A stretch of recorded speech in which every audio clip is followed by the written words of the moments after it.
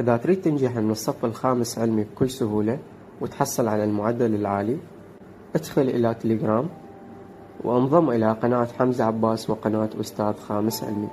طبعا المعرفات موجودة أمامكم، روابط القنوات موجودة أسفل الفيديو بالوصف وأيضا بالتعليق المثبت. هاي القنوات تحتوي على كل شيء جديد راح يفيدك.